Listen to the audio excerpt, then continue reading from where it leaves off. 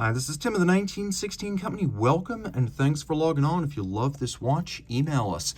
Team Mosso at the 1916company.com. It is in the description below. Your purchase and pricing email question line for buying this or any watch you see on any of our platforms. Please reach out to us directly, tmosso at the 1916company.com for pricing. During the 2000s and 2010s, this was the type of watch that hauled the iron at Ulysse Nardin, paying deference and reference to its history of marine chronometers, while also supporting the brand as one of the mainstream models that could do it all. Dress, sports, and everything in between. This is the Maxi Marine Chronometer.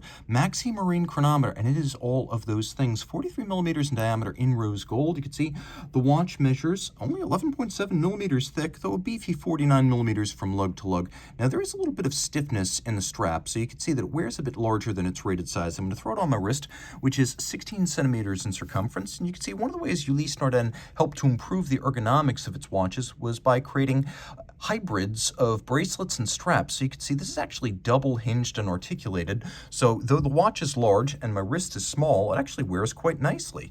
And if you take a look in profile, though it does have a little bit of a cantilever to the profile, it will slip underneath most cuffs because it is so thin. From over the top, you can see the lugs come to the edge of my wrist, but not beyond. The down the barrel shot is the more definitive one. And I feel really you could wear this watch on a wrist of 14.5 centimeters circumference or larger. Though it is maxi, it is not huge. The watch is nicely weighted too, as there is a substantial clasp on the bottom. It's a little bit of a hybrid, as you can see, a combination of titanium and rose gold. You can also see the use of ceramic spring-loaded pin snaps for tight tolerances, so this will not lose its snappy tolerance over time. And we have a couple of different anchoring points inside the clasp, so you can use your strap tool to move that and fine-tune the fit. You also have a twin trigger release system, so the watch will not pop open. You have to press both of those triggers. A reassuring refinement. And again, we have a little bit of adjustability built into the clasp in terms of spring bar location. The strap is designed to be cut to suit. This is an uncut strap. We will cut it to fit you. That will not be a problem. It has a nice souplesse to it, and as you can see, this is a Ulysse Nardin factory strap in outstanding condition. The double articulated hinge was an innovative solution to the problem of fit on watches that had relatively integrated and stiff straps, and it does actually improve the fit quite a bit. It's unusual to see something like this, but you can't argue with the results. Now, the case is robust. You can see the lugs are highly integrated. The case band has a little bit of a concave profile to it, and as a tribute to Ulysse Nardin's famous navigation clocks or deck chronometers, we have an individual number plate fixed on the side by blued screws. It is beautiful. You'll also note that the strap is held on by screws and bars, a much more secure arrangement than spring bars. We have coining on the outside of the bezel, another reference to history.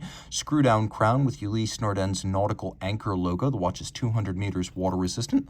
Let's do a loom shot here, get a good sense of how the Maxi Marine looks in the dark. Absolutely no shortage of luminescence. Now, the dial features an outboard flange that visibly unifies the bezel with the dial base, which is a lovely gloss black lacquer. You can see the numerals are radially arrayed Roman numerals with a watchmaker's 4. We have a handset inspired by vintage deck chronometers.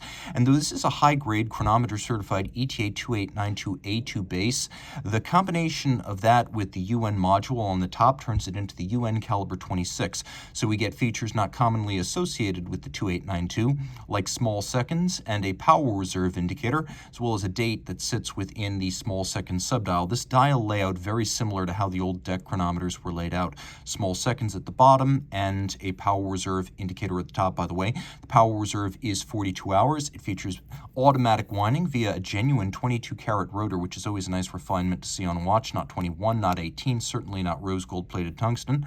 As you can see, the watch has a hacking seconds function. It also has a quick set date, so you can rapidly cycle the date if you wish to. There is a Cyclops eye magnifier on the dial side of the crystal, so no issues right there. Flip it all over. You can see the UN features one of the most handsome, unique rotors.